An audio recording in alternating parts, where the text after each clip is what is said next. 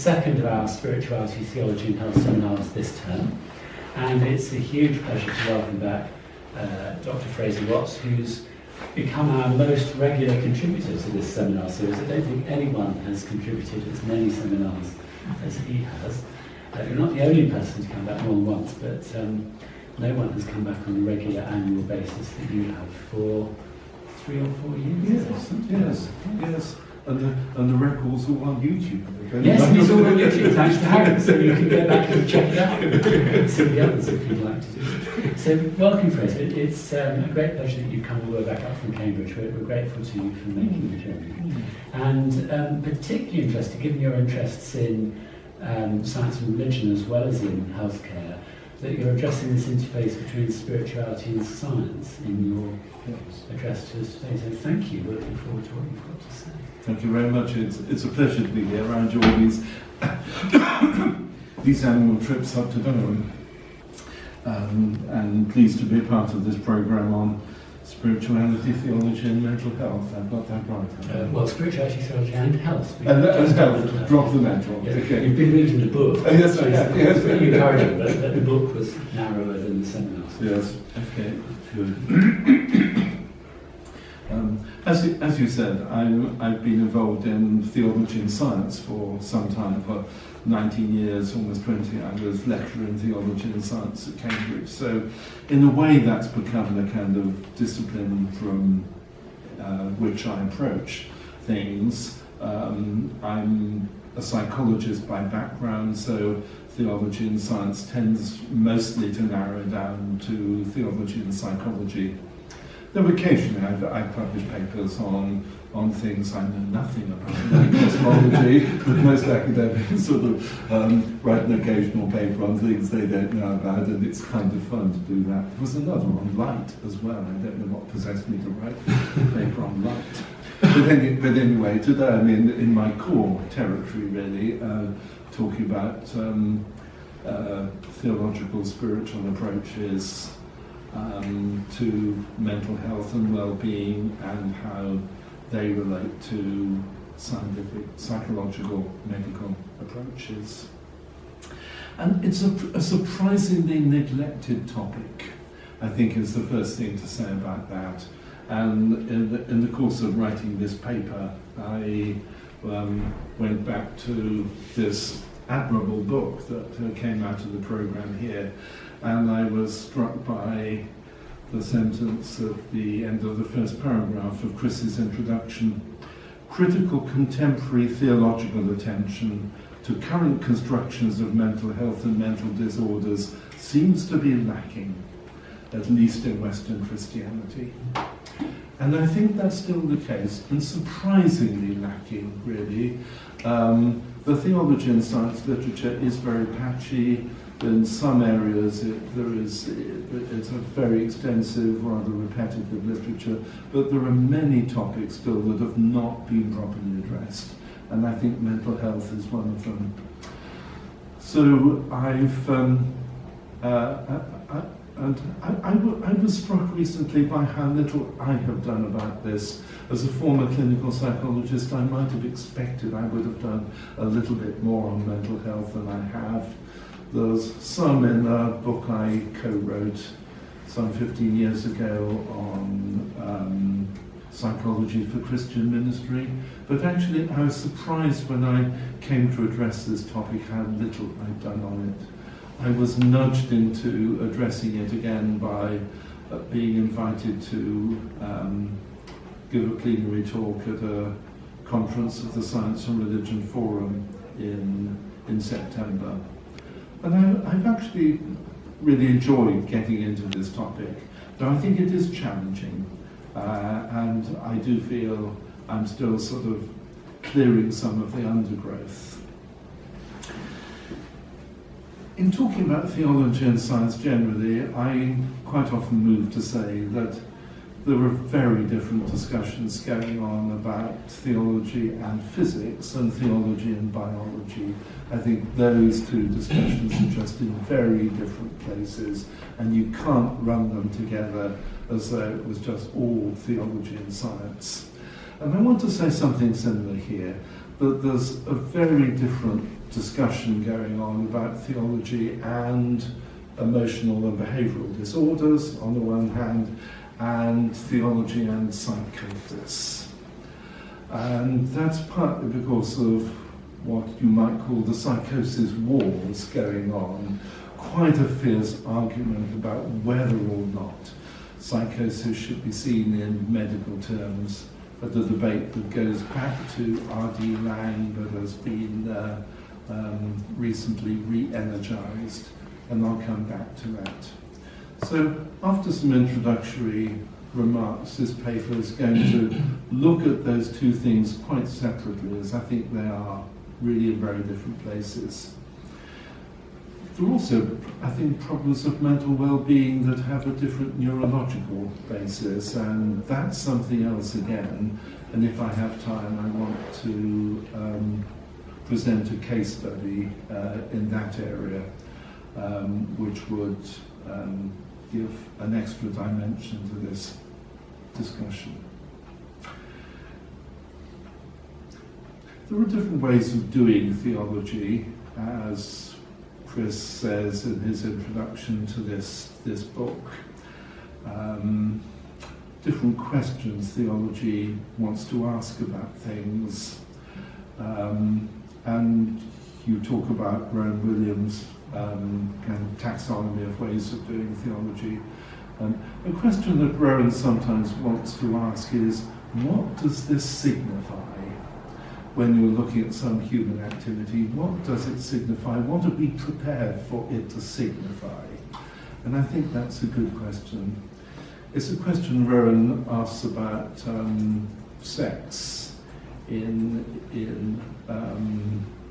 a chapter in his book called The Body's Grace, that's been called the best 10 pages on sex anyone wrote in the 20th century, which is quite an accolade, I think.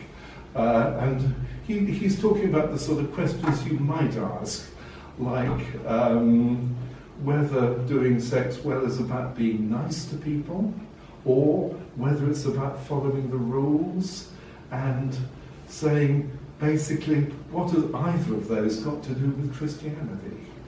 And suggesting that the question he wants to ask about sex as a Christian theologian is, what are we prepared to allow sex to signify? And I think there's a somewhat similar question to be asked about problems of psychological well-being. What do they signify? And linked to that is a question of what promise or potential can there be in these problems? That is not to deny that they are problems, but I think the Christian question is often what good can come out of this, rather than how can you get rid of this problem.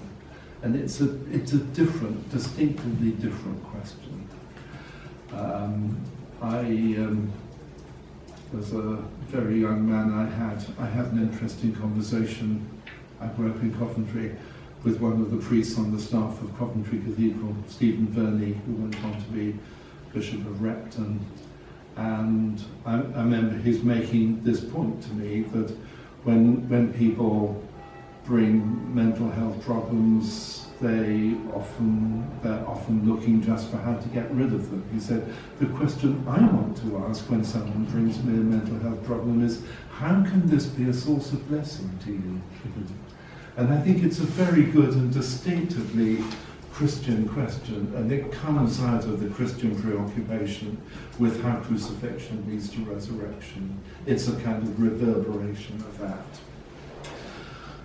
So that's the kind of theology that I have in mind in looking firstly at emotional and behavioural problems, then at psychosis, and perhaps also at problems that have a neurological basis. And methodologically, I want to take a complementary perspectives approach to all this, which is what I have taken in fairly consistently, I think, since I started working in theology and psychology, looking at how these two different perspectives can coexist and interface in a fruitful way. I don't think you have to choose between them. So I'm not into the business of saying, should we look at mental health problems scientifically or in spiritual and religious terms? You can ask that question, and actually I've been struck by how many people are approaching things in an either-or way. It can sometimes sound very sort of bland and uncontroversial to be saying that you're taking a both-and approach, but actually in this area, I think it's perhaps almost a minority position. I think a lot of people are taking an either-or approach. It depends a little bit where you're coming from, I think, and amongst psychiatrists, there's been a significant body of psychiatrists who wanted to expand the psychiatric approach to take spiritual issues on board as well. And you find psychologists doing something similar. Kenneth Pargament, for example, writing about spiritually integrated psychotherapy. But people who are wanting to take a distinctively spiritual approach to things, and particularly with psychosis, I think are often wanting to say they want to see it as a spiritual crisis, not as a medical problem.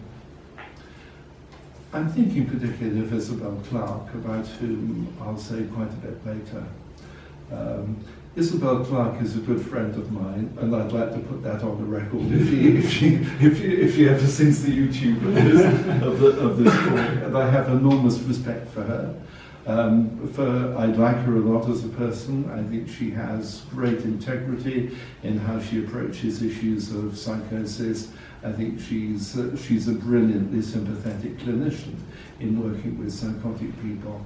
But I think she is unnecessarily hostile to the medical psychiatric approach to psychosis. And I puzzled a little bit about why that is, why she is so hostile to this.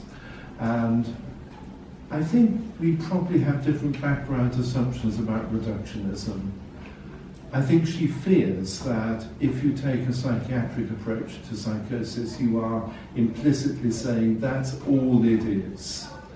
I don't take a reductionist approach to anything. I always assume that there are multiple explanatory discourses that need to be run concurrently. So for me, accepting the psychiatric discourse does not preclude any other discourses.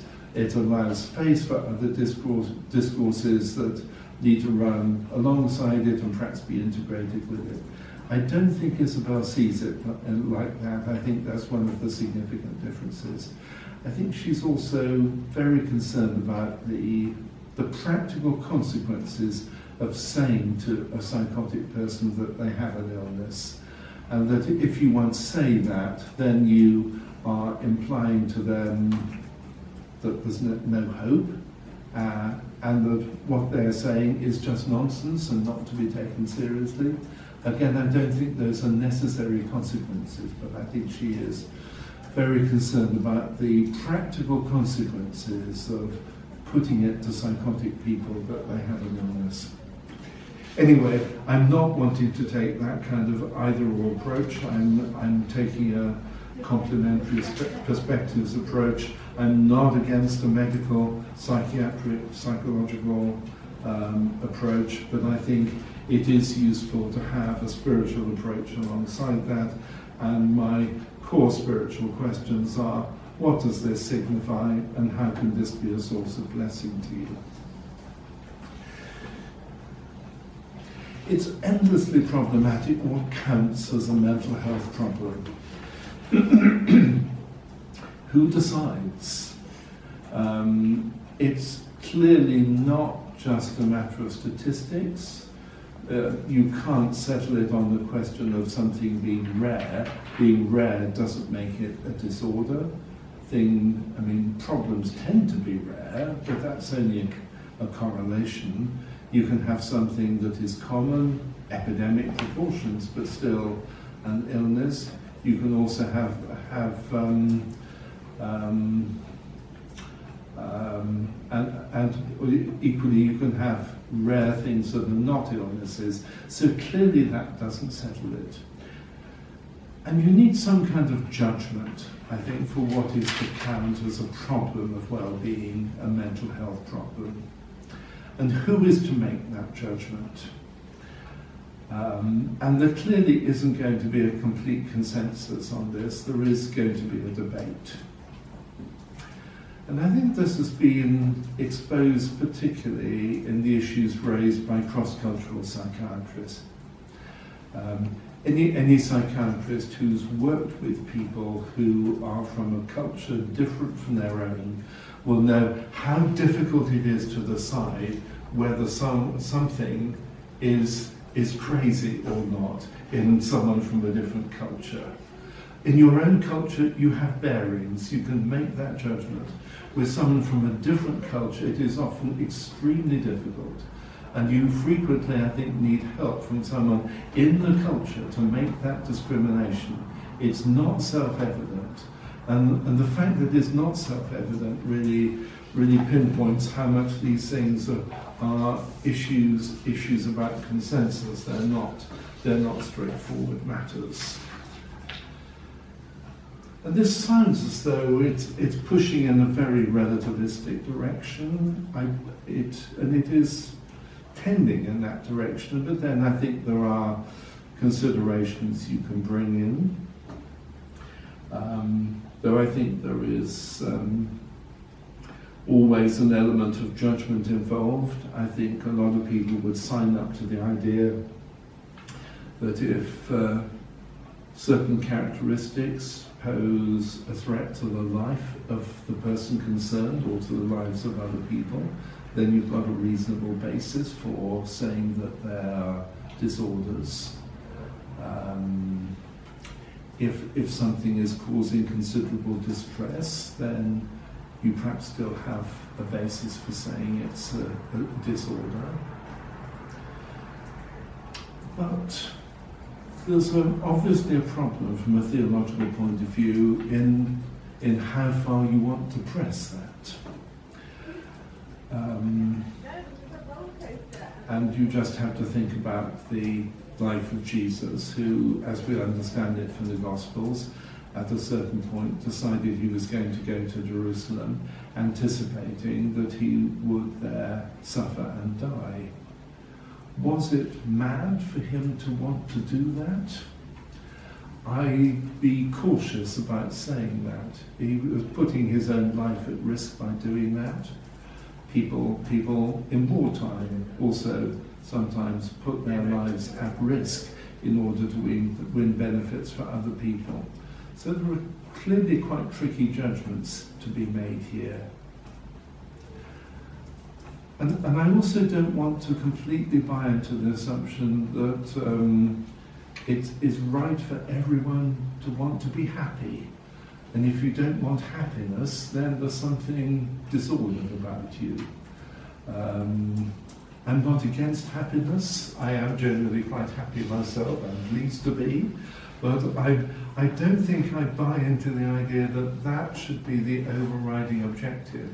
And if you're not buying into that objective, then there's something wrong with you. There are other criteria you can apply.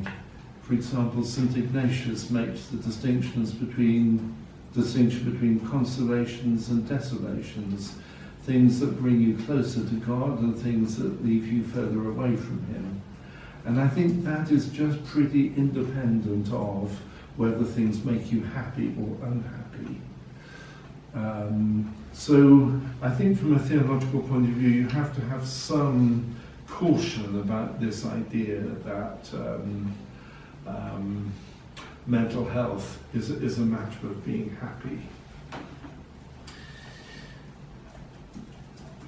There's also an idea that's quite common in discussions about positive mental health, and actually it's even harder to agree about what is positive mental health than it is to agree about what is a mental health problem.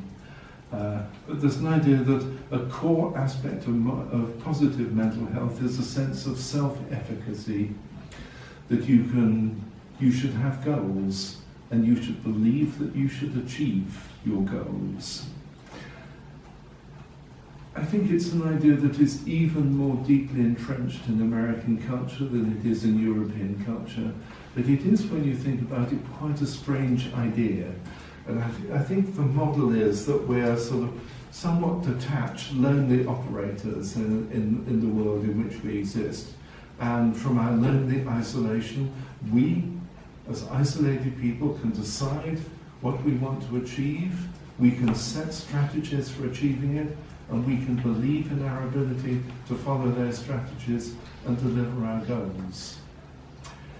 It's an idea that surfaces quite widely in both the philosophical and psychological literatures, and I'm very suspicious of it. I'm not sure that this is really what positive mental health amounts to. And I'm not alone in this. Iris Murdoch, whose company I'm very happy to keep here, is also very critical about it. She has a splendid essay in which she is talking about this view as it surfaces in a philosophical book by Stuart Hampshire, Thought and Action. She calls this view of human nature Hampshire's man, and it's a view that she says is alien and implausible. She goes on to say that she has empirical objections. I do not think that people are necessarily or essentially like that. She has philosophical objections. I do not find the arguments convincing. And moral objections. I do not think that people ought to see themselves in that way. Pretty trenchant critique of this view of self-efficacy as being at the heart of someone who has good mental health.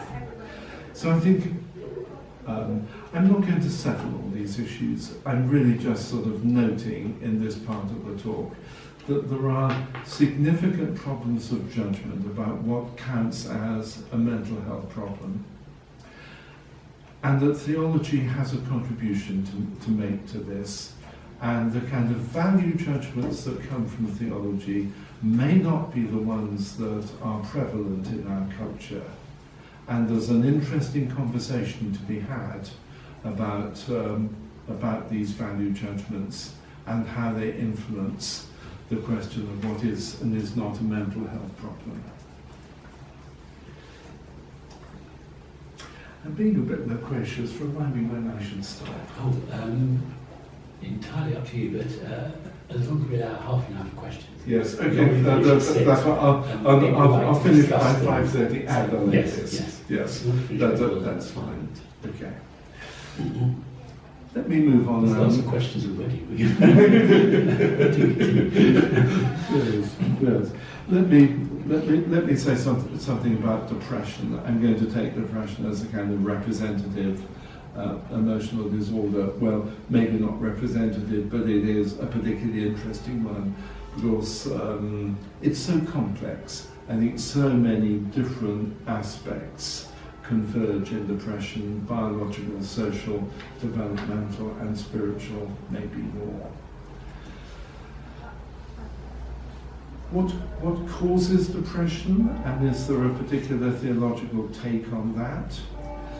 There has been a kind of moralistic literature about what we would now call depression, a literature that largely antedates the common use of that term, and a literature that would focus more on lethargy or something like that, and see that as a sin. What are we to make of the idea that what we would now call depression can be seen as a sin? What are we to make of this moralistic idea? Is it just sort of old-fashioned and anachronistic and something to be set aside? Quite a lot of psychologists are buying into a two-factor view of the origin of depression, sometimes called the Diathesis-Stress Model. That you have vulnerability factors, and then you have triggers or precipitants of depression. And I think this is a good model, and I would broadly sign up to it. And I think the evidence that, a lot of evidence falls into place if you take this two-factor approach.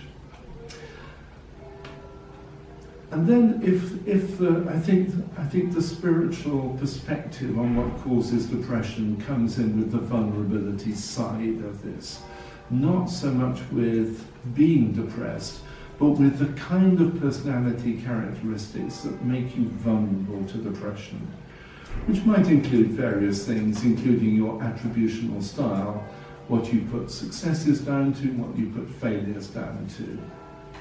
And people have some leverage, I think, over the personality factors that make them more or less vulnerable to depression. And I think there can be a spiritual contribution to the discussion about what are these vulnerability factors.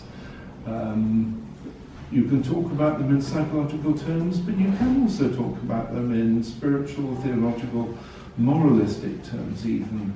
And I think that those perspectives are not as different when you get down to the details as they seem at first sight. So I'm instinctively very cautious about wanting to say when someone gets depressed, it is their fault and this is sinful. All my pastoral instincts revolt against that. But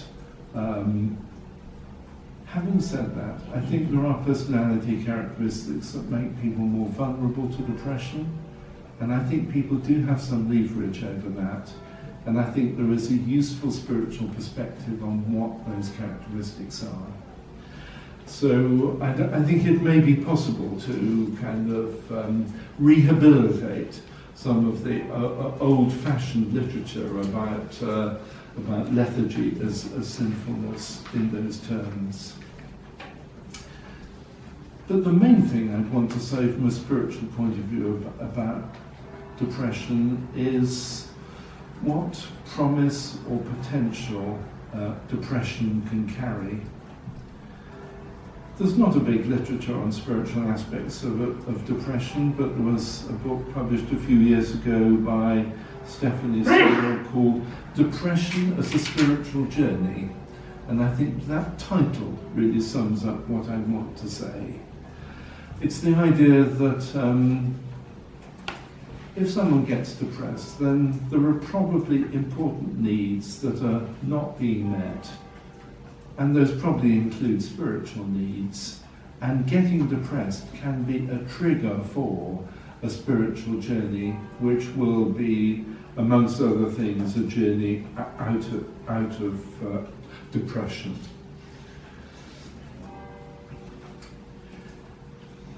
This is a bit different, I think, from just getting rid of negative thinking. There's been a lot of emphasis in the cognitive therapy movement on negative thinking about yourself, the world, and the future, and about how the path out of depression involves getting rid of that.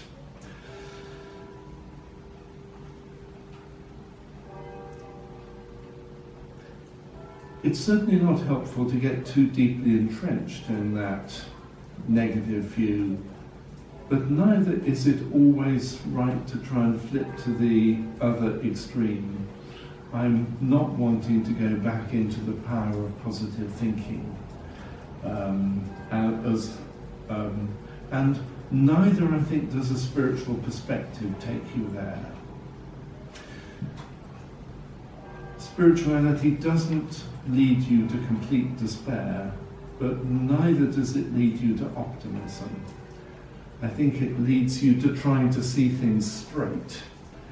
And I think that's what the concept of judgment means in Christian thinking, particularly in St. John's Gospel. Judgment is very different from judgmentalism. Judgment in St. John's Gospel, I think, is seeing things straight. And that is a matter of not being too negative, not too positive either. And I think a lot of us actually don't see things completely straight. I think a lot of us do much of the time see things in too positive a way, in a way that actually distorts reality. A lot of us look at the world with a kind of rosy glow. Quite a lot of the research on depressive realism has been about how we think other people regard us. Most of us believe that other people regard us more positively than they actually do.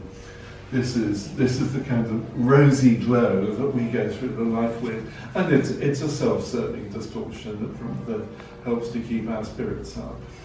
And the interesting pointer from the literature is that depressed people actually perceive more accurately how they're regarded by other people than non-depressed people. Depressive realism. Depressed people actually see it straight. We're not, many of us, particularly well regarded by others. Depressed people have the courage to recognise that. Most of us don't. There's a kind of moral virtue in that. That seems to me a helpful pointer towards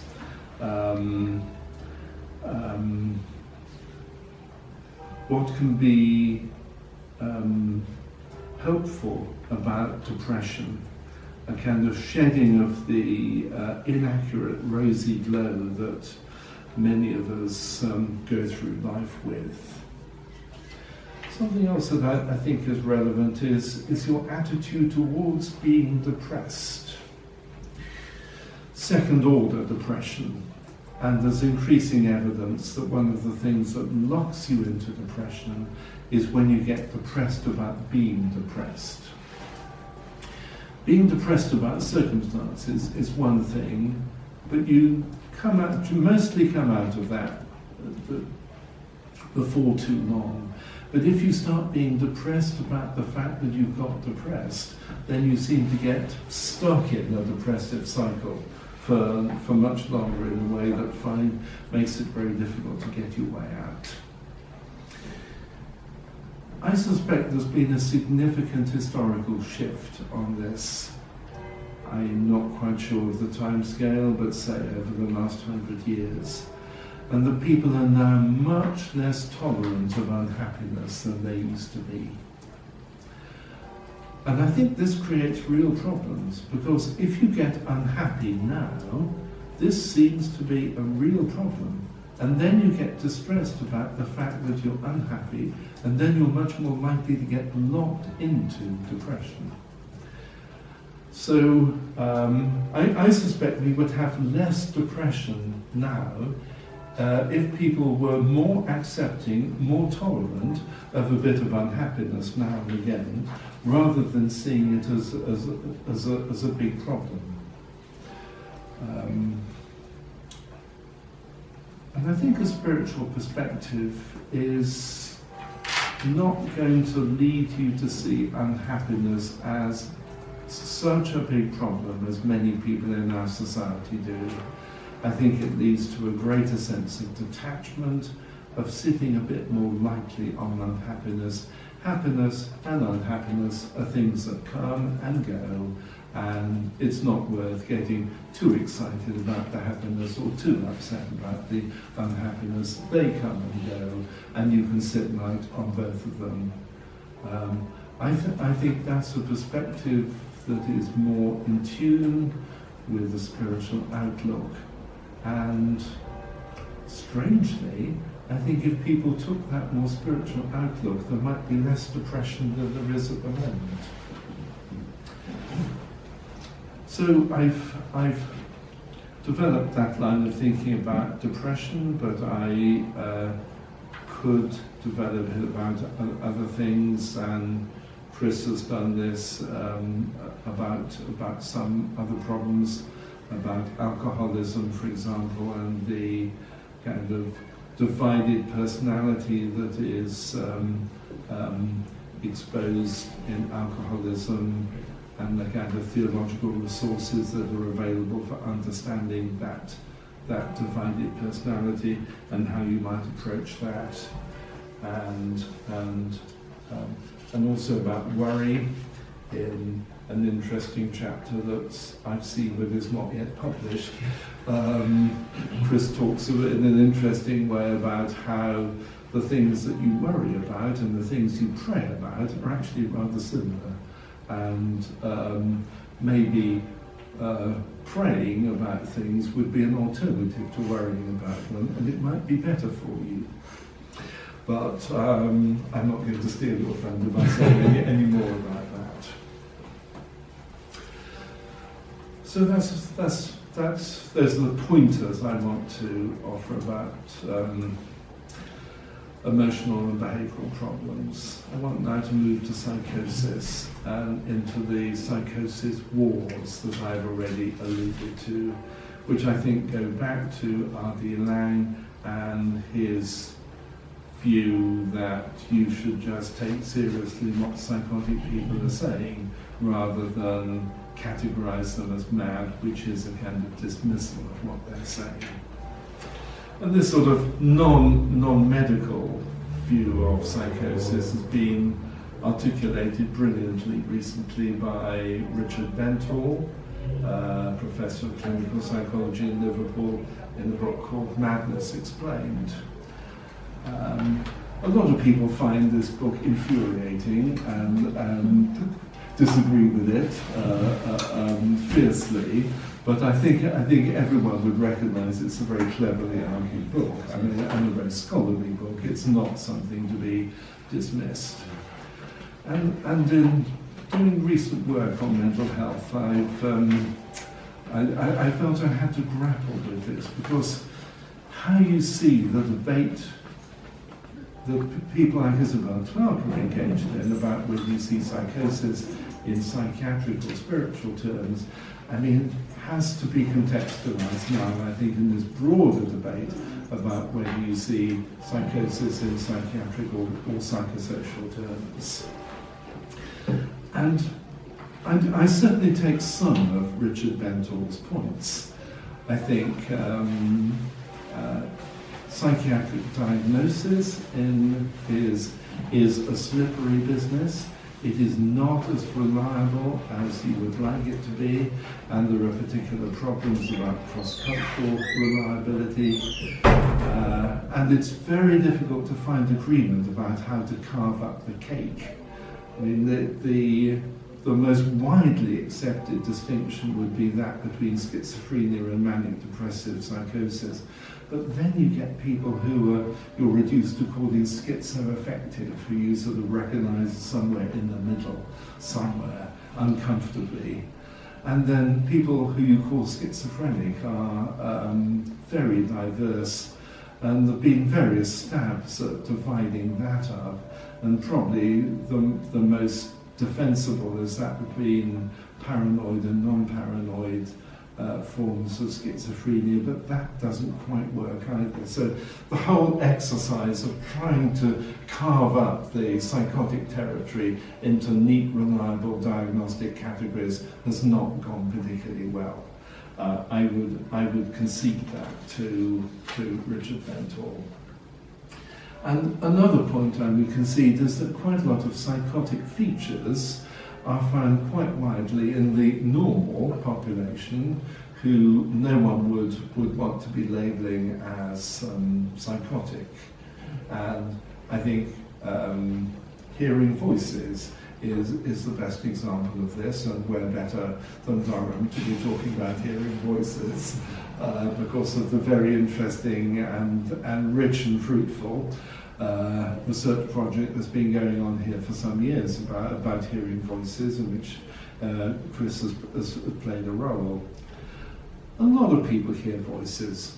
A lot of religious people in particular hear voices. And you really can't get away with thinking that everyone who hears a voice is psychotic. But it's a kind of characteristic of people who are psychotic, but it's not exclusively a psychotic feature. And there are quite a lot of psychotic features like this that do seem to be quite widely distributed in the population. And this does raise problems for the idea that psychosis is an illness. So I can see at least those 2 points, but I'm not fully persuaded by Benthall's position. It seems to me that there are some psychotic features that are not widely distributed. What in traditional sort of diagnostic psychiatry would be called the front rank symptoms. Some psychotic features are widely distributed, but some are not. And there are some people who have a whole cluster of psychotic features. And that is, I think, a different kettle of fish from just hearing voices or having 1 or 2 psychotic features. And when you have a whole cluster of psychotic features, the outlook tends to get particularly bad. I, at an early stage of my professional career, used to work quite a lot with psychotic people, and of course we tried to manage things so that most of the time they were not overtly psychotic, not overtly mad. But of course you can't win that all the time, and from time to time some of our patients did become frankly mad by any sort of normal standards. And I think the worrying thing about that was not just the particular period they went through, but it seemed their prospects for making a good life adjustment after each such episode were diminished.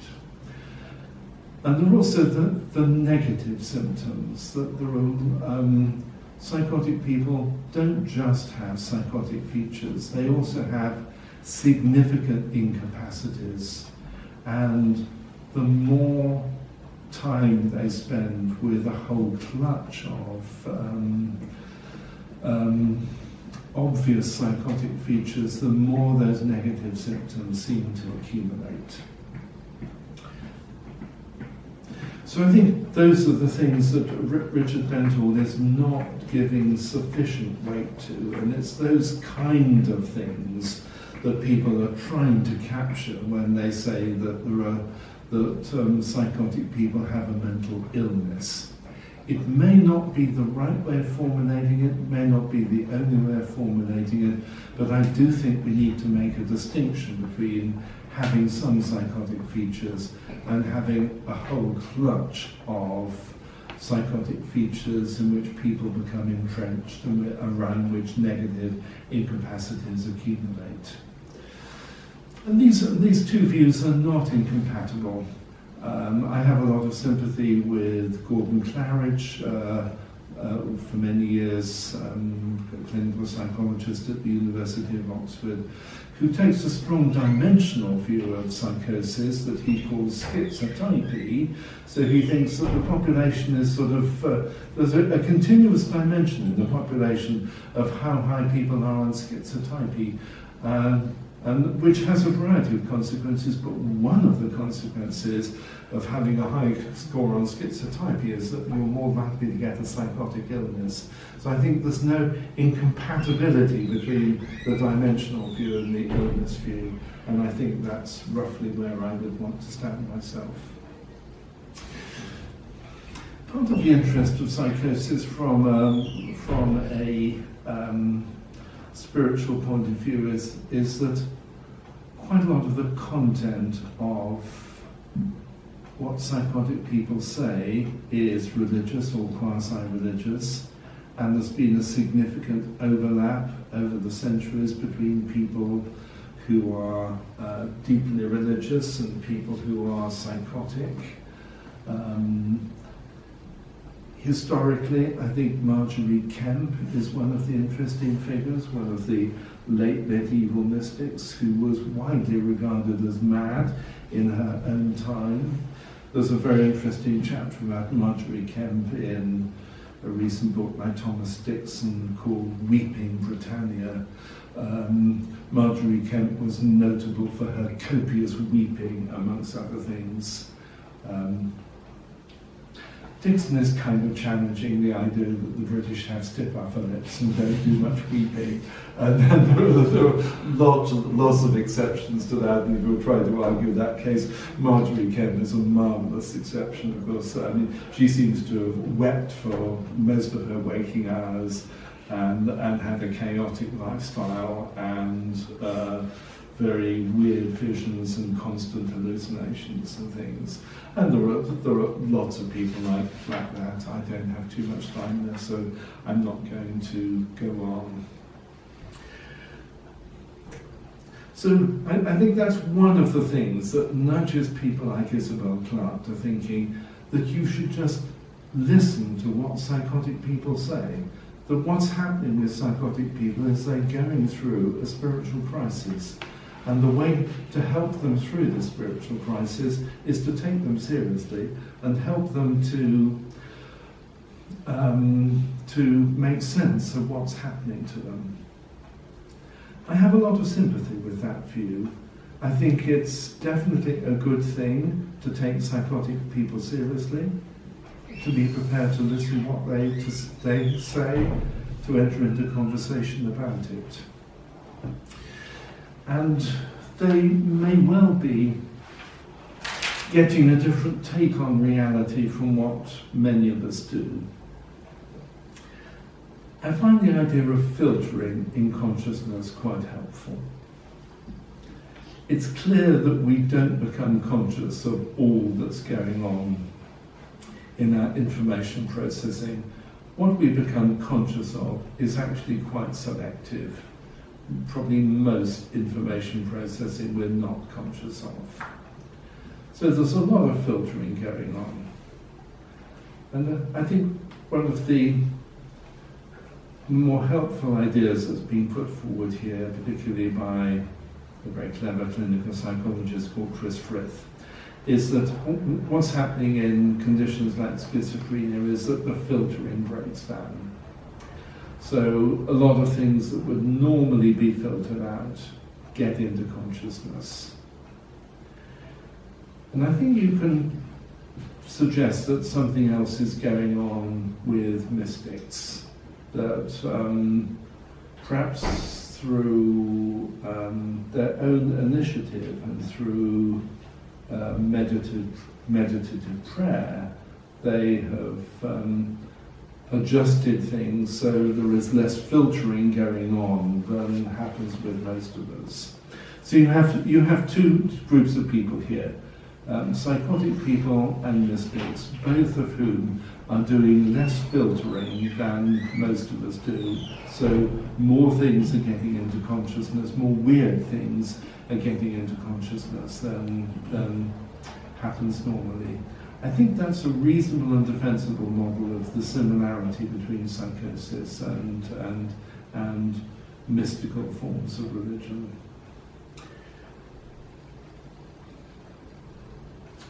But there are significant differences between the two.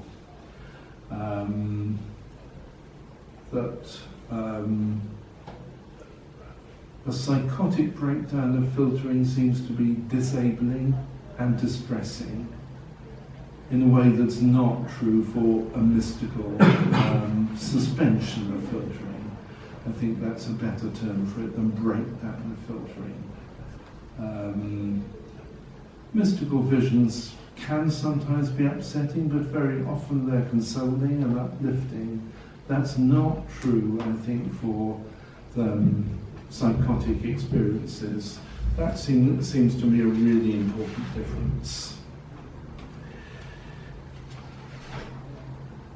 People sometimes in the kind of spiritual crisis network world suggest that when there's a breakdown or suspension of filtering, people are experiencing a different kind of world from the one that we normally experience.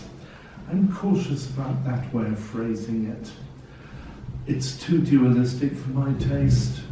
There seems to be an idea that there are two worlds, one a world we experience in ordinary consciousness and a different world that we experience when there's a suspension or breakdown of filtering.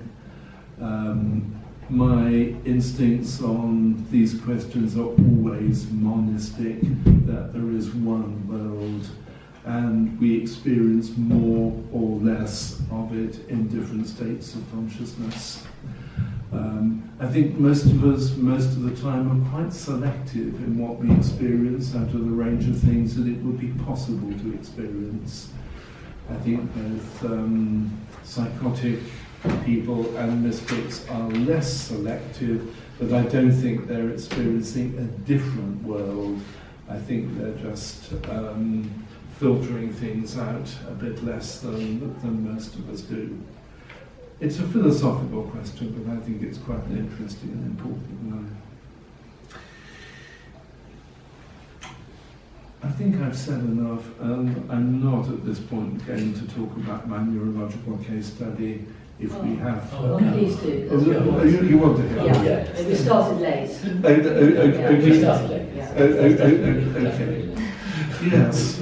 Well, it kind of illustrates the kind of intersection of neurological and spiritual problems.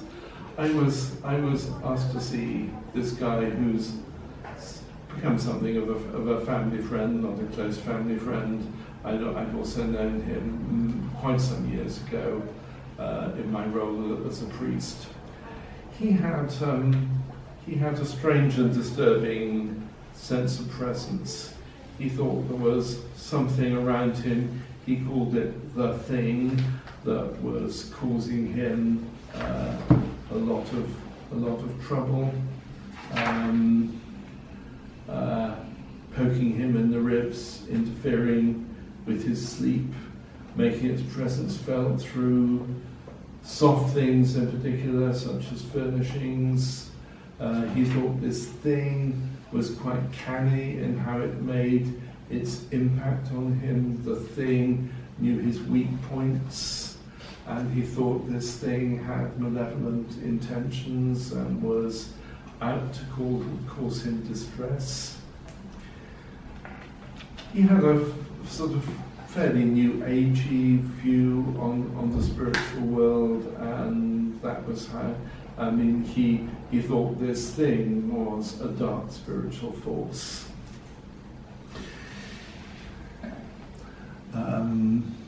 After doing a bit of research, it seemed to me that what he was describing was a fairly standard neurological symptom known as a feeling of presence.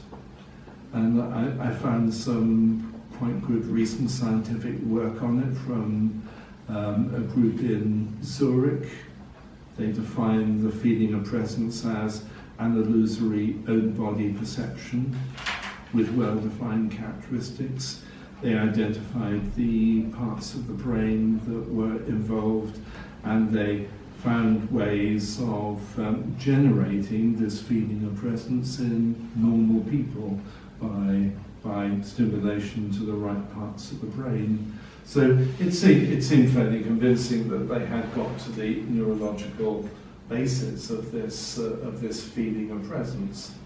And what my guy, who I'll call Rob, was describing seemed to correspond to this fairly well in most ways. There may have been some unusual features, but it certainly did seem to be a feeling of presence. So I had the interesting dilemma of what was I to do about this? What was I to say to him? And I could have said, you are wrong in thinking this is a dark spiritual force. This is just a feeling of presence. It's a neurological symptom. That's what it is. You're misunderstanding what's happening to you. I didn't say that for two reasons. One is that it would have been taking a more reductionist stance than I would want to take, though I was persuaded that there was a neurological basis for what he was describing. I didn't think that necessarily meant it was the whole story. So I was perfectly willing to allow that there could be valid spiritual aspects to what was going on as well. My other reason for not saying this to Rob was that he would not have taken it from me. he was very wedded to his view that this was a spiritual problem, not a medical problem, and he was not easily budged on that. But there was one chink in this resistance to a medical explanation, that he did recognise that this problem, which went back about 10 years, had started at about the time when he'd had a serious road traffic accident on his motorbike. He accepted that chronologically there was a rough conjunction there, and he also accepted that that accident had left him with injuries, particularly on his left side, and he also recognised that this sense of presence was usually on his left side. So there were some chinks there in his willingness to accept a neurological explanation arising from his motorbike accident. And the furthest I was able to go in putting this in acceptable terms was that the motorbike accident had left him with some vulnerability to this sense of presence. Not that it was nothing but a neurological system, but there was some neurological vulnerability, which had perhaps developed in a particular spiritual way. I wasn't ruling out the idea that there might be some evil spirit involved. I remained agnostic about that. I wasn't agreeing with him that there necessarily was, but I also saw no conclusive reason to reject that, and recognizing the neurological basis of what he was describing didn't necessarily mean for me that there couldn't be an evil spirit involved. Another reason for not pushing the neurological line too hard was that it's not clear it would have helped him. Neurology, I think, is very clever at diagnosing what's wrong with people, but it's not very good at doing anything to help them. So just sort of establishing a neurological diagnosis would not have led to, oh, well, you just have to take this medication and you're going to be fine. It would not actually have done anything to help him, I think. Whereas it seemed looking at the spiritual side of the problem might do something to help him. So that was another practical reason for taking the spiritual side of his account of things seriously. So I encouraged him to do some of the things that I might encourage any spiritually inclined person to do, to read part of one of the Gospels each day, to say some prayers of protection, like a version of St. Patrick's breastplate. When we met, we would say a version of the breastplate together, kind of in an incantatory way, and I could sense that that had a very powerful effect on him. We also went to a healing service at his local church, which I think was quite a turning point for him. And going into the church for this healing service gave him a period of complete relief from the sense of presence that he had not experienced for a very long time. His account of that was, when I'm in this place, the thing knows it can't get at me because it knows that God is protecting me. I remained somewhat agnostic about what was going on there, but it was very striking that going to this healing service with him gave him a period of complete relief from the sense of presence.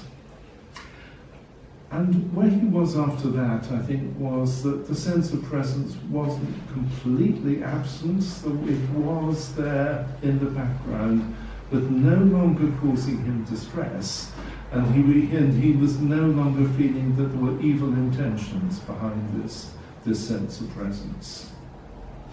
So it seemed to me this was an interesting intersection of neurological, scientific approaches and spiritual ones. I wasn't choosing between them. I was taking both of them seriously, including the relevant facts, like the onset of this at the time of his motorbike accident, and the injuries and the sense of presence being on the left, the things that any neurologist would have picked on, but also picking up on some of the spiritual things, like going to this healing service gave him a kind of relief that he practiced, and also giving him some relief from his distress. There we are.